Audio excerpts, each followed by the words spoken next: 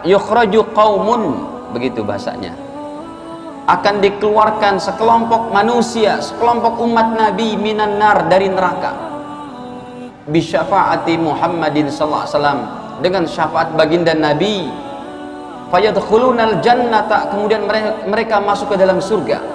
Yusammunal jahannamiyun, dan mereka disebut al jahannamiyun, mantan penghuni neraka. Ya, tapi insya Allah ini tidak menjadi sebuah panggilan ahli surga kepada mantan penduduk neraka ini. Mas jahannamiyun, enggak, insya Allah. Karena di dalam neraka sudah tidak ada lagi kata-kata membuli, kata-kata menyakiti. La yasma'una fiha lagwan wala kidzaba, enggak lagi mendengar perkataan dusta, perkataan bohong, perkataan benci, dengki, hasad, iri, sudah enggak ada. Sudah dibersihkan hati-hati penduduk surga. Yang ada di dalamnya waqila salaman salama. Bismillahirrahmanirrahim.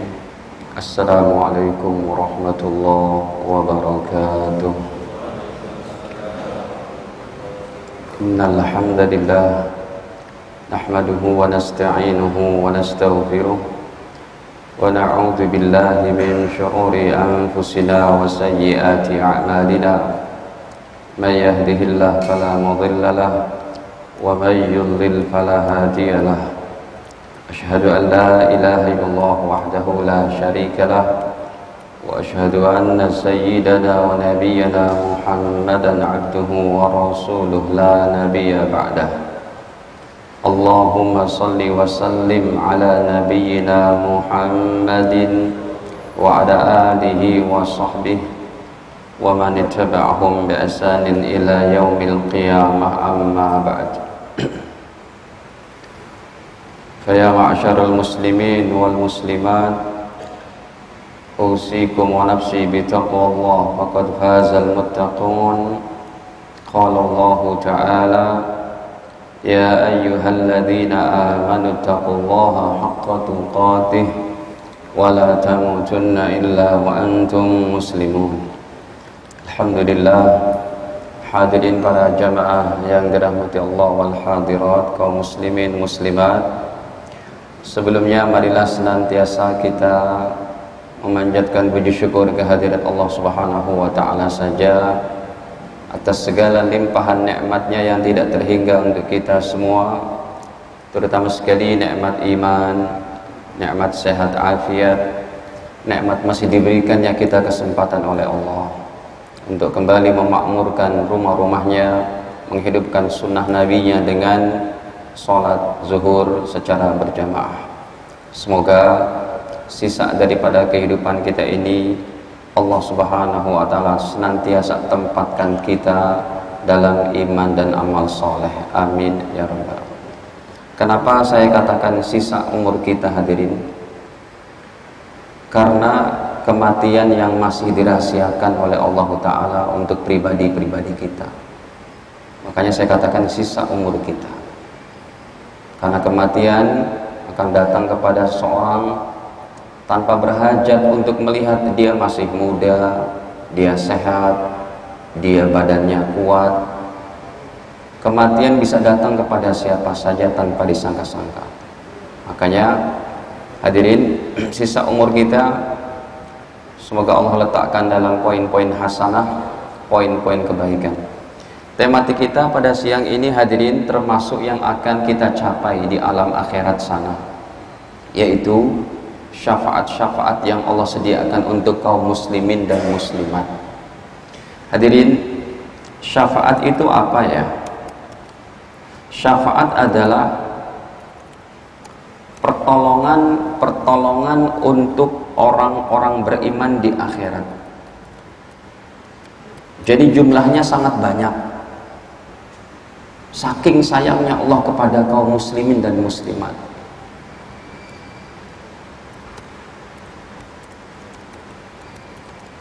Di akhirat nanti. Ini karena untuk menunjukkan Allah begitu sayangnya kepada kita. Makanya dipertahankan, hadirin, iman dan Islam kita. Jangan sampai kita meninggalkan dunia ini tanpa la ilaha illallah. Ada 4 macam dosa yang sudah habis harapannya tidak akan dapat syafaat apapun. Jangankan dari anak yang soleh, dari baginda Rasul pun tidak bisa memberikan syafaat lagi. Yaitu ada 4 macamnya.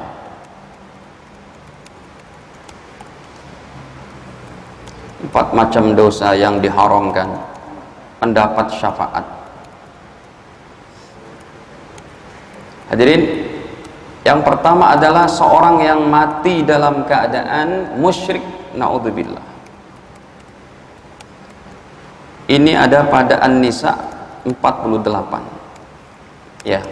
Innallaha la yaghfiru an yushraka bih wa yaghfiru ma duna dzalika liman yasha. Wa man yusyrik billahi faqad iftara isman 'azima. Innallaha, sesungguhnya Allah Ta'ala. Allah menggunakan kata-kata inna litaukid untuk penguatan. Begitu pentingnya masalah ini. Innallaha, sesungguhnya Allah, la yaghfiru, tidak akan mengampuni dosa ayyusyraka bih, kalau dosa itu berupa kesyirikan. Pupus harapannya. Nabi Muhammad pun terseret-seret dalam hukum ini untuk tidak bisa menolongnya. Nanti kami sampaikan ada 2 ayat khusus untuk baginda Rasul dan umumnya untuk kita semua. Innallaha la yaghfiru ayyusyraka bih, Allah tidak akan mengampuni dosa yang namanya syirik. Wa yaghfiru ma duna dzalika liman yasha, dan Allah mengampuni dosa selain itu. Ya, tetapi tetap ada nanti orang-orang Islam yang masuk neraka karena dosa-dosanya, naudzubillah. Baik, saya persingkat ini hadirin. Yang kedua, seseorang yang mati, kita belum masuk ya pada poin-poinnya, sebab kami ingin menyatakan dulu, pertahankan iman Islam kita sebentar saja hadirin. Malaikat maut datang kepada kita dalam keadaan seperti ini, habis sujud, habis sholat, habis taklim, atau lagi sujud, lagi sholat, udah. Itulah the real success, itulah sukses yang sebenarnya. Ya, kematian dalam menetapi iman dan Islam dan ibadah. Yang kedua hadirin, mati dalam keadaan kafir, sekalipun dia adalah ahli kitab Yahudi dan Nasrani. Ayatnya gampang saja, Al-Bayyinah, Anda hafal sendiri, insya Allah hadirin jamaah hafal akan ayat-ayat ini ya. Lam yakunil ladzina kafaru min ahlil kitabi wal musyrikina munfakkin. Ayat ke-6-nya, innal ladzina kafaru min ahlil kitabi wal musyrikina fi nari jahannam khalidina fiha. Siapa ahli kitab? Yahudi dan Nasrani. Ini bukan radikal ya Pak, ini bukan pemahaman radikal, tapi ini intern akidah kita. Akidah tidak ada tawar menawar, tapi dalam bermuamalah, dalam berinteraksi sosial, wajib kita menghormati agama lain. Ada satu ayat dalam Al-Quran, jangan kamu menghina agama lain. Tapi kalau intern pelajaran kita, intern daripada taklim kita, seperti itulah yang diajarkan oleh Nabi, bukan ustadz yang mengatakan. Baik, kita lihat dulu ayat ke-6-nya ya. Innalladzina kafaru, sesungguhnya orang-orang kafir, min ahlil kitab. Makanya ketika sahabat Salman Farisi datang kepada Rasul, ya Rasul, saya punya sahabat, punya teman, dia rajin sujud, rajin puasa, masih mengikuti agama Musa alaihissalam. Siangnya dia puasa, malamnya masih sholat. Kata Nabi, dia beriman gak sama aku? Tidak ya Rasul, katakan dia adalah penduduk neraka kalau mati. Ini Nabi yang katakan. Bisa kita tampilkan hadisnya. Hadirin, sesungguhnya orang-orang kafir dari ahli kitab wal musyrikin, penyembah berhala ya, majusi dan yang lainnya, fi nari jahannam, mereka berada dalam neraka jahannam. Ini yang kita harus takut hadirin, jaga anak istri, anak keluarga kita sampai cucu-cucu kita, supaya mereka menetapi iman Islam, la ilaha illallah. sudah habis harapannya. Yang ketiga, kita persingkat, waktu sedikit, sudah mau asar hadirin. Ya masih 2 jam lagi itu, sebentar lah. Hadirin, nomor 3-nya adalah yaitu seseorang yang mati dalam keadaan murtad, naudzubillah. Dikecam habis orang Islam yang murtad, hadirin, yang tinggalkan Tuhan Allah, tinggalkan kitabullah, tinggalkan daripada mengikut kepada Sayyiduna Muhammad, dikecam. Kalau ada hukum Islam dia praktekkan, kata baginda Rasul, Sahih Bukhari Muslim, man baddala dinahu faqtul. Siapa yang murtad wajib dibunuh setelah dia diminta untuk bertobat. Kita lihatkan hadis, hadirin, dalilnya bukan cuma hadis, ini Al-Quran. Dalam kaidah ilmu usul, hadirin, kalau hadis itu memberikan faidah zonni, praduga terkuat, apapun derajatnya itu, praduga terkuat. Tapi kalau sudah Al-Quran, nggak boleh dikatakan soheh kah, hasan kah, apalagi doib. Al-Quran memberikan faidah hukum qat'i, hukum yang pasti dan mutlak, absolut kebenarannya. Setengah ayat saja Anda tidak beriman, gugur semuanya, hadirin, ibadah kita. Ustadz, saya nggak percaya sama ayat ini, setengah aja gugur sudah. Hadirin, kita buka dalilnya, Ali Imran pada 85, ya. Wa may yabtaghi ghairal islami dina falan yuqbala minhu. Dan siapa orangnya yang mencari agama selain Islam, kalimat bahasa Arabnya jelas sekali. Wa may yabtaghi, siapa orangnya yang memilih, mencari, menganut ghairal islami dina, ditinggalkan Islam, hadirin, Allah katakan falan yuqbala minhu, tidak akan diterima darinya selama-lamanya. Wa huwa fil akhirah, sedangkan dia di akhirat nanti minal khasirin, dari orang yang sangat merugi. Yang terakhir, hadirin, yang sudah pupus harapan sekalipun Nabi Muhammad tidak bisa menolongnya, yaitu nomor 4-nya, hadirin, orang yang mati dalam keadaan munafik. Jenis akidah munafiknya. Apa sih munafik jenis akidah? Casingnya casing muslim, zohirnya zohir muslim, tetapi batinnya kufur kepada Allah dan Rasulnya. Persis kayak apa? Musuh dalam selimut. Persis kayak menggunting dalam lipatan. Persis seperti musang berbulu, itu singa berbulu domba, kalau musang berbulu ayam. Baik, munafik akidah ini, hadirin, paling berat. Selain dia tidak diampuni, dalam Al-Quran disebutkan tempat nerakanya, paling basementnya neraka, hadirin. Coba kita buka dalam An-Nisa 145. Hadirin yang punya terjemahannya boleh buka juga, ya. Allah berfirman, di antaranya innal munafiqin, bahasa Arabnya pun ya sangat lugas, tegas, ya. Kita buka 145, kejauhan nih. Innal munafiqina fid darkil asfali minan nar, sesungguhnya orang-orang munafik berada pada neraka yang paling bawah. Walan tajida, dan kamu wahai Nabi tidak akan mendapat bagi mereka nasira, satu orang penolong pun. Baik, sebelum kami tampilkan poin-poinnya, apa itu macam-macam syafaat untuk orang-orang beriman yang meninggal dalam keimanan, hadirin, ya, mau seberapa pun dosanya tetap ada hak syafaat. Tapi ingat, jangan dipermudah untuk berbuat dosa dalam hal ini. 2 ayat dulu saya tampilkan. Setelah orang-orang ini mati dalam keadaan seperti ini, hadirin, untuk kelanjutan An-Nisa 145 tadi, Allah turunkan 2 ayat lagi untuk Rasul khususnya. Kamu tidak boleh menolong mereka, kamu tidak bisa memberikan syafaat mereka, wahai Nabi Muhammad. Kita buka dalam surat, hadirin, dalam surat At-Taubah surat ke-9 ayatnya pada 80 dan 84, ya. Allah firmankan, istaghfir lahum aw la tastaghfir lahum in tastaghfir lahum sab'ina marrah. Wahai Nabi, kalau kamu minta ampunan untuk mereka ataupun kamu tidak minta ampunan untuk mereka, in tastaghfir lahum sab'ina marrah, kalau kamu minta ampunan untuk mereka sab'ina marrah, 70 kali kata Allah.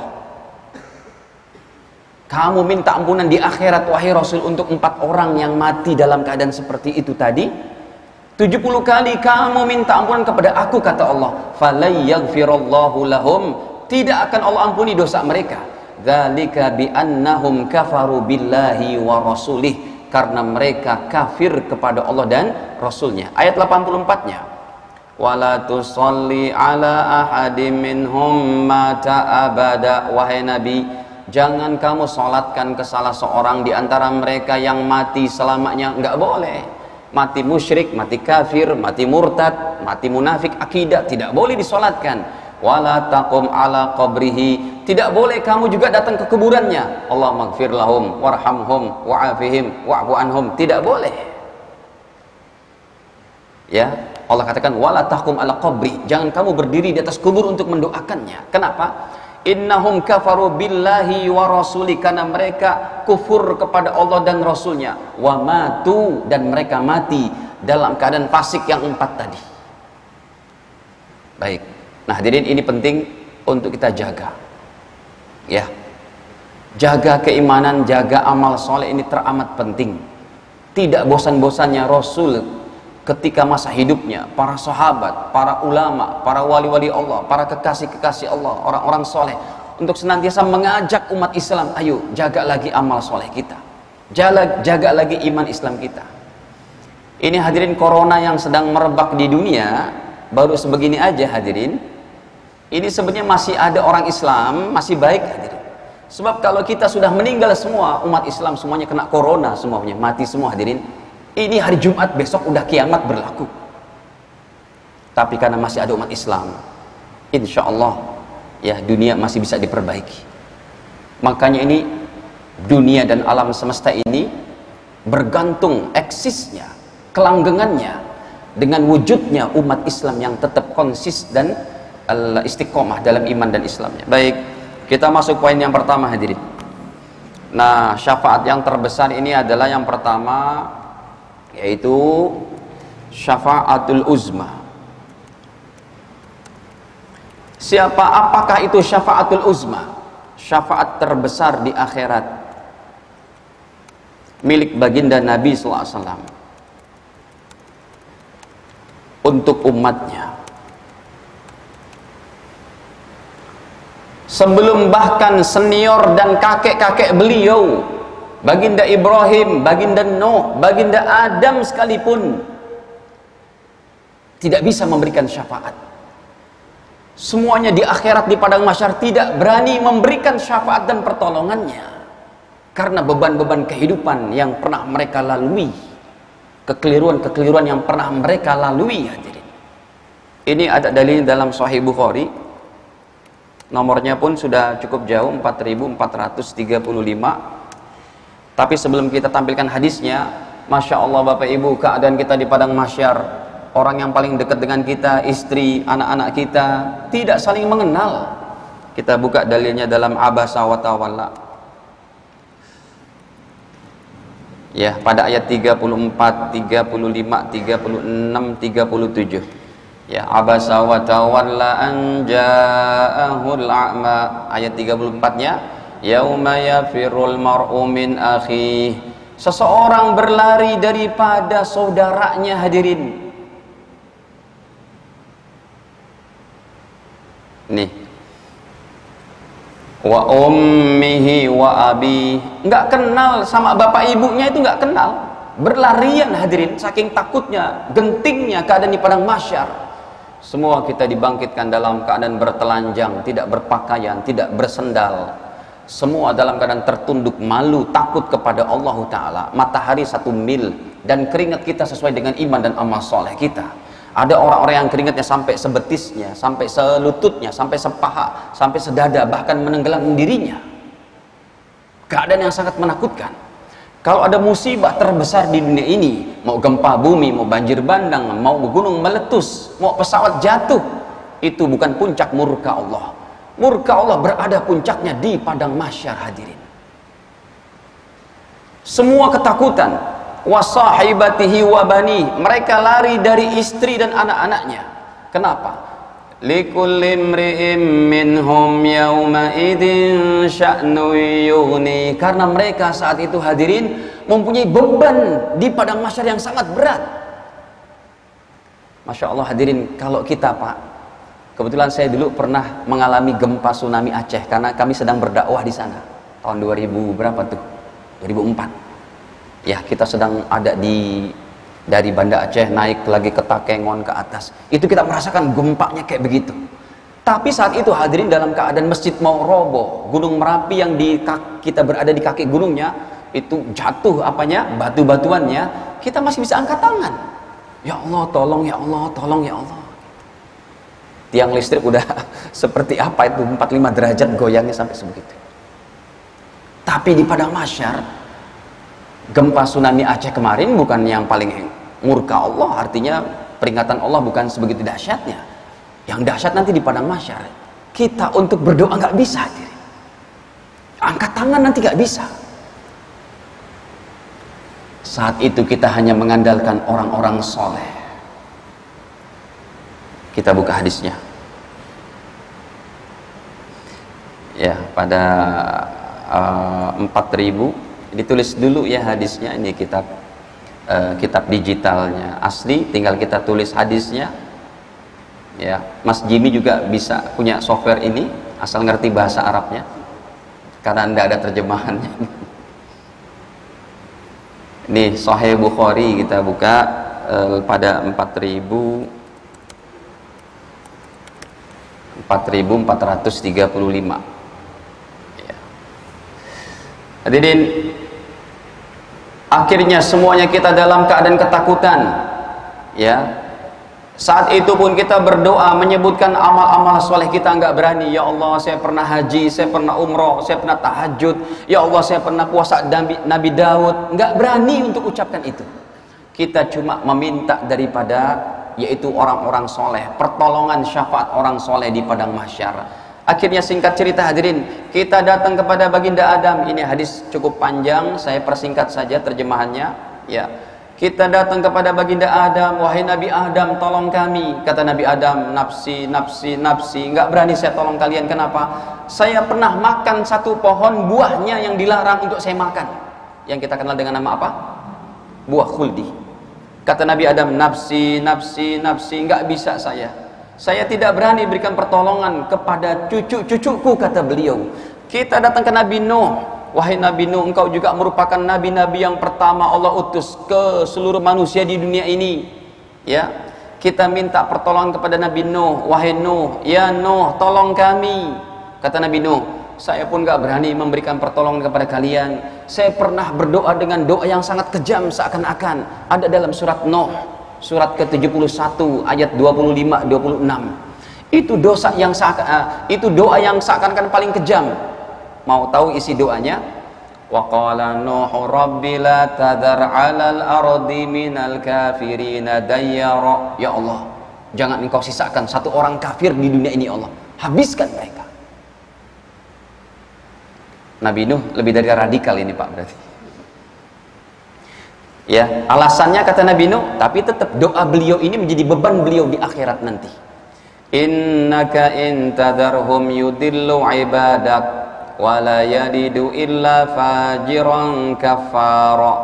Nih ayat ke-25-nya. Jadi beban bagi Nabi Nuh. Ya Allah, jangan kau sisakan di permukaan bumi ini satu orang kafir pun. Dayyara, habiskan mereka. Orang kafir saat itu semuanya menghinakan Nabi Nuh, melecehkan dakwah Nabi Nuh, melempari Nabi Nuh dengan batu, dengan kotoran dan macam-macam. Innaka in tadarhum, sesungguhnya engkau ya Allah, kalau engkau sisakan orang-orang kafir itu, yudillu ibadak, mereka akan menyesatkan hamba-hambamu, wala yalidu, dan mereka tidak akan melahirkan generasi illa fajiran kafara, kecuali generasi yang durhaka dan kufur. Baik, doa ini menjadi beban bagi Nabi Nuh. Akhirnya kita datang ke baginda Ibrahim, wahai Nabi Ibrahim, tolong kami. Kata baginda Ibrahim, inni qad kuntu kadibtu salas kadibat. Bagaimana saya mau berikan pertolongan kepada kalian? Aku pernah berbohong 3 kali. Seumur hidupku berbohong 3 kali. Nabi Ibrahim umurnya 200 tahunan, bohongnya 3 kali. Jadi setiap 70 tahun baru sekali bohong gitu ya. Kalau kita berarti belum sampai 70, insya Allah nggak pernah bohong ya Pak. Nggak pernah absen atau nggak pernah bohong. Nah hadirin, ini yang menjadi beban Nabi Ibrahim.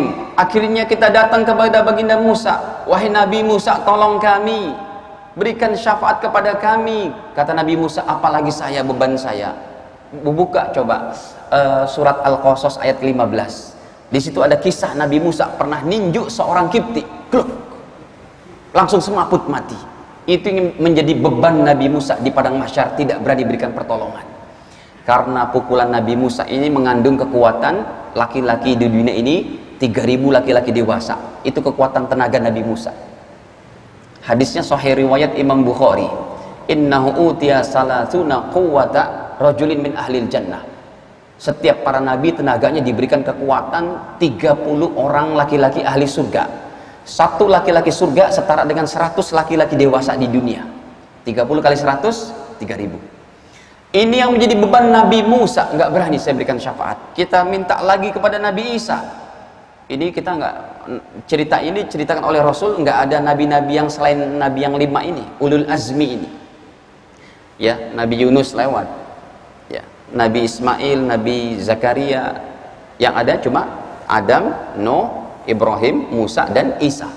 Terakhir kita minta kepada baginda Isa, wahai Nabi Isa, ya Isa, tolong kami, engkau adalah Rasulullah. Kata Nabi Isa, bagaimana saya memberikan syafaat kepada kalian? Saya malu kepada Allah, aku disembah.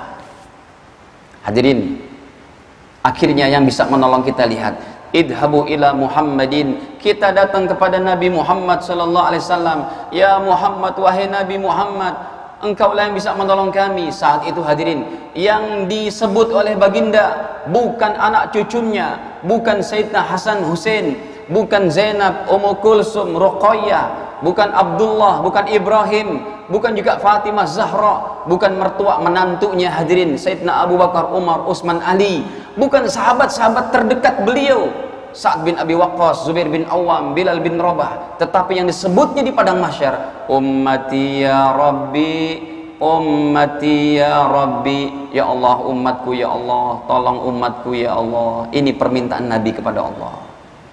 Saat itu Allah katakan, wahai Nabi Muhammad, silakan engkau memberikan pertolongan untuk umatmu. Ini syafaat terbesar di padang mahsyar.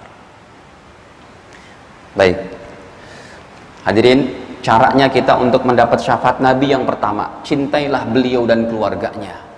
Yang kedua, hidupkanlah sunnah Nabi dari sejak mau tidur sampai tidur lagi. Dari sejak bangun tidur sampai tidur lagi, hidupkanlah sunnah Nabi. Sunnah Nabi itu bukan hanya kita datang ke masjid, sholat berjamaah, mau tidur pun ada sunnah Nabi, sa'abrek-abrek itu. Kalau kita bahasakan itu sa'abrek-abrek sunnah Nabi. Mau tidur baca ini dulu, berwudu dulu, sholat dulu, mau tidur istighfar dulu, baca ayat kursi dulu, baca doa tidur terbaik dulu. Bangun tidur pun bacaannya panjang-panjang tuh Pak. Bangun tidur, kita kan taunya cuma bismikallahumma amut wa ahya. Bangkit dari tidur apa? Alhamdulillahilladzi ahyana ba'dama amatana wa ilaihin nusyur. Ada lagi yang lebih panjang dari itu, tapi bukan ini tempatnya. Insya Allah nanti tempatnya. Nah hadirin, jadi yang pertama, cintailah Nabi dan keluarganya. Yang kedua, hidupkan sunnah Nabi. Yang ketiga, jangan tinggalkan baca sholawat minimal sehari 100. Jangan tinggalkan itu hadirin. Sangat merugi kita kalau satu hari berlalu tanpa bersolawat kepada Nabi Muhammad. Untuk masalah solawat ini Allah turun tangan Pak untuk menyebutkan umat Islam, diingetin kita oleh Allah langsung. Al-Ahzab 56 yang sering dibaca sama para khotib.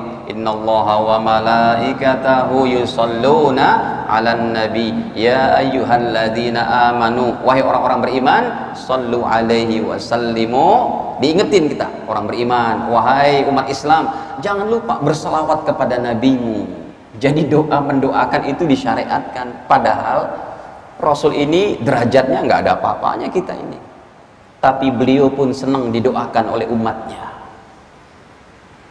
Makanya banyak guru-guru kita orang soleh yang ilmunya, ketakwaannya lebih hebat dari kita, sama murid-muridnya minta doa, doakan saya ya. Itu adalah akhlak Nabi, karena Nabi sendiri senang didoakan. Baik, yang kedua hadirin, sudah yang pertama ini, jenis syafaat yang kedua adalah syafaat para nabi, para malaikat, dan orang-orang beriman. Oh Masya Allah, orang-orang beriman juga diantara kita bisa memberikan syafaat? Bisa. Ini hadisnya dalam Sahih Bukhari, nomornya 7001. Hadisnya cukup panjang, tapi saya terjemah to the point-nya saja untuk meringkas waktu yang supaya tidak terlalu lama ini hadirin. Baik, saya tuliskan dulu bahasa Arabnya. Nih, nomornya 7001, cukup jauh ya.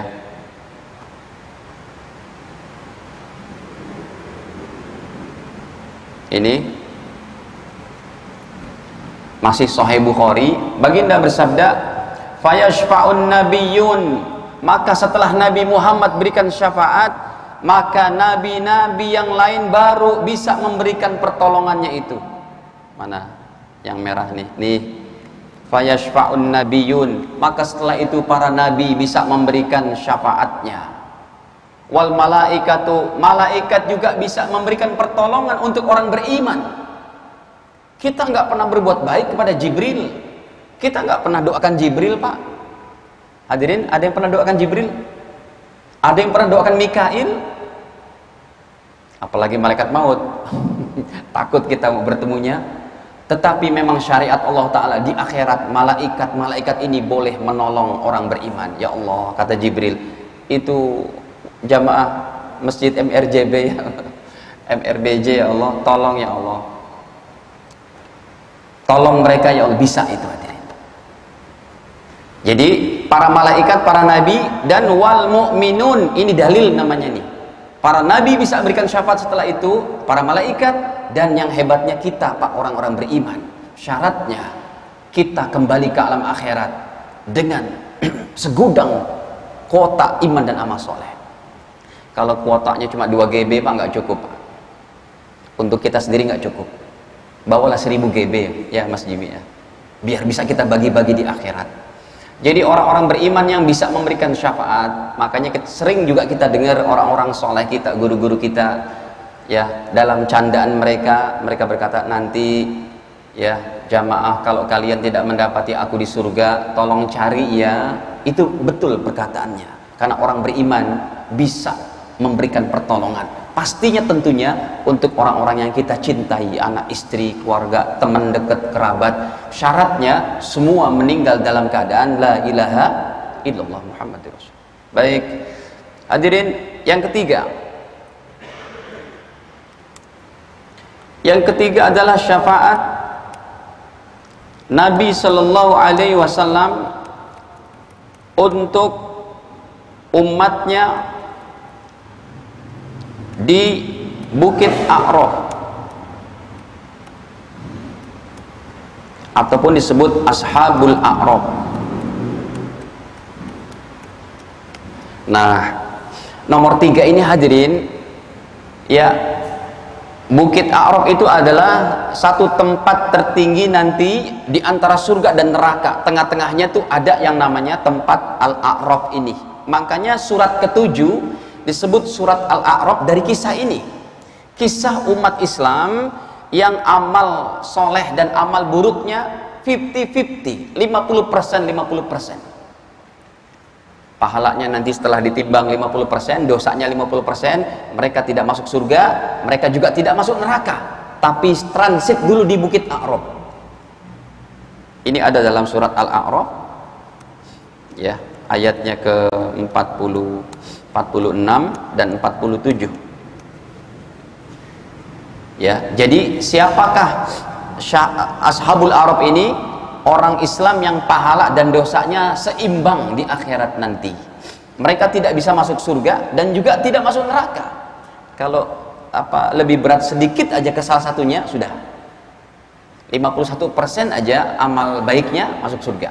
Tapi kalau 50% saja amal buruknya neraka. Tapi ini 50-50. Akhirnya hadirin mereka ketakutan. Mereka bisa melihat surga dan bisa melihat neraka. Ketika melihat penduduk surga, duh enak banget ya, mereka udah senantiasa sentosa. Tapi ketika mereka melihat penduduk neraka, ketakutan. Ini ayatnya contohnya. Wa bainahuma hijab. Dan hadirin, apa itu surat Al-A'raf? Ya. Dan di antara surga dan neraka ada hijabnya, ada pembatasnya, yaitu bukit A'raf tadi. Wa 'alal a'rafi rijalun. Di bukit Arab itu ada sekelompok manusia ya'rifuna kullam bisimahum, yang mereka bisa mengetahui ciri-ciri mereka semuanya. Penduduk neraka, penduduk surga bisa dilihat.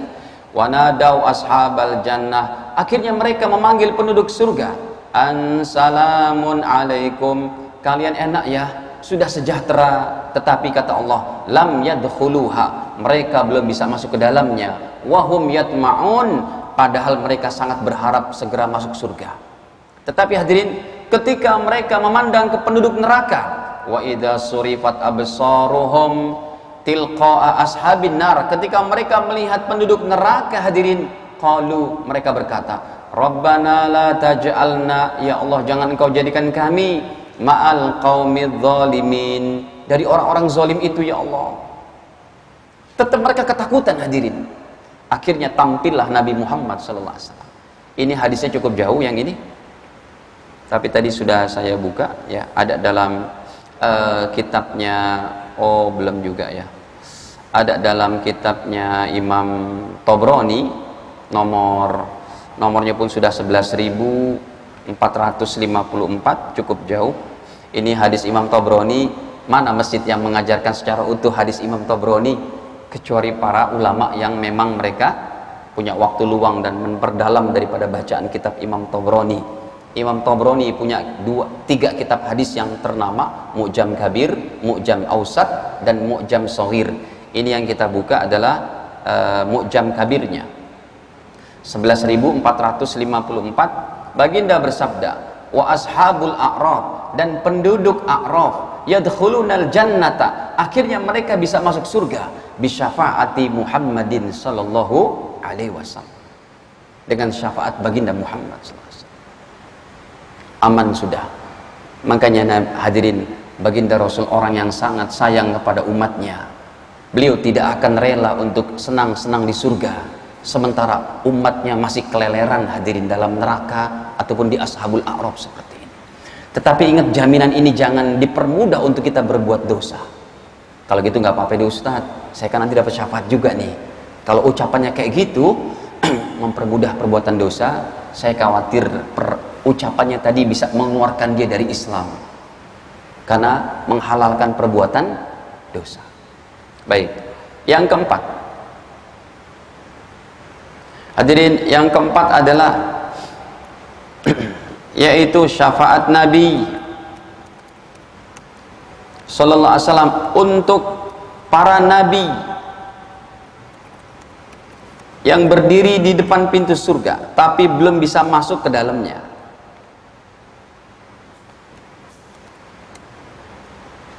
Nabi Adam sudah berdiri di depan surga, Nabi Nuh, Hud, Saleh, Idris, Ibrahim, Ismail, Ishak, Yakub, Sulaiman, Yusuf, Daud, Yusuf, terus sampai kepada Nabi Isa. Semuanya sudah berdiri di pintu surga tapi belum bisa masuk.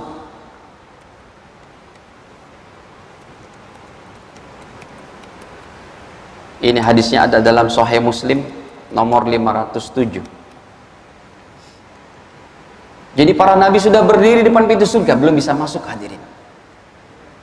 Mereka menunggu siapa? Nabi Muhammad SAW. Sebegitu hebatnya derajat nabi kita hadirin. Sampai pintu surga diharamkan.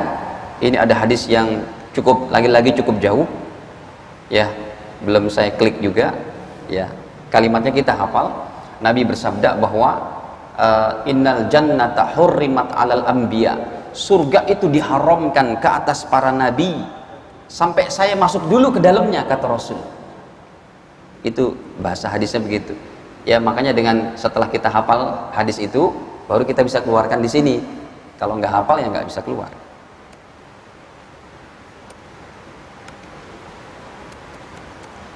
Ini memang bahasanya cukup jauh, tapi kalau mau ditampilkan kita tampilkan.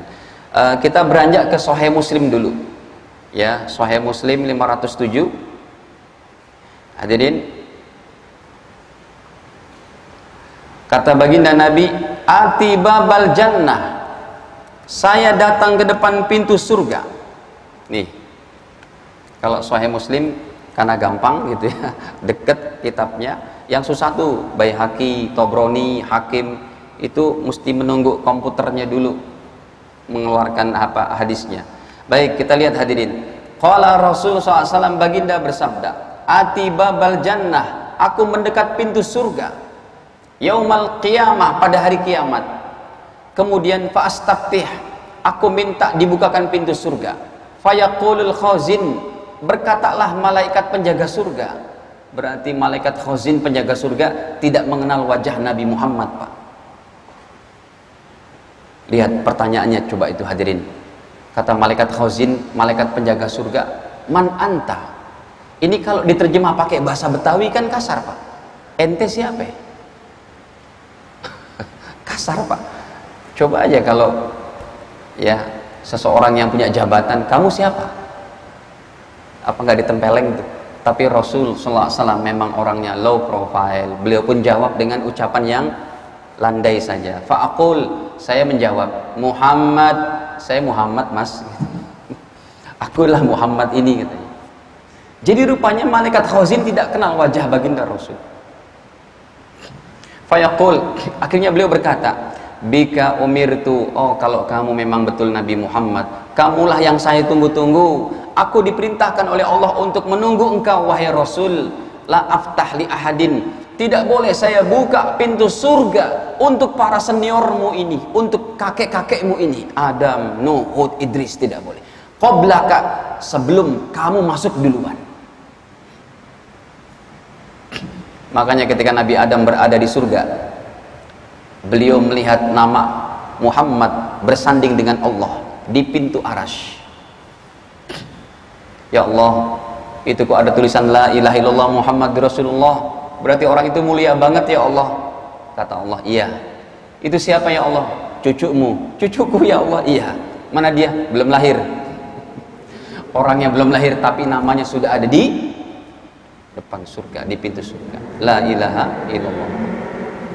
Baik hadirin, ini tadi yang saya katakan hadisnya. Kata Nabi, surga diharamkan kepada para nabi hatta adkhulaha, sebelum saya masuk ke dalamnya. Wa hurrimat 'alal umami, dan surga diharamkan untuk umat-umat terdahulu hatta tadkhulaha ummati, sehingga umatku yang masuk surga dulu. Jadi posisi masuk surga itu Nabi Muhammad dulu, para nabi, baru umat Islam Nabi Muhammad, baru umatnya Nabi Ibrahim, Nabi Nuh, Nabi Yusuf, Nabi Isa. Artinya preman yang ada pada zaman umat Nabi Muhammad pun masuk surganya lebih dulu daripada wali-wali Allahnya Nabi Musa. Karena umat Islam Nabi Muhammad akan masuk surga dulu semuanya, yang lain nunggu dulu, sekalipun dia seorang yang sangat alim pada zaman Nabi Musa, Nabi Isa dan sebagainya. Inilah mulianya Nabi Muhammad dan umatnya ini, hadirin. Baik, para jamaah, kita lanjut.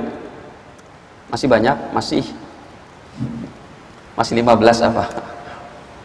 Ini sampai asar nggak apa-apa, Pak. Nomor 5 adalah syafaat. Ya Allah, naudzubillah kalau ini syafaat Nabi SAW untuk umatnya dalam neraka jahanam.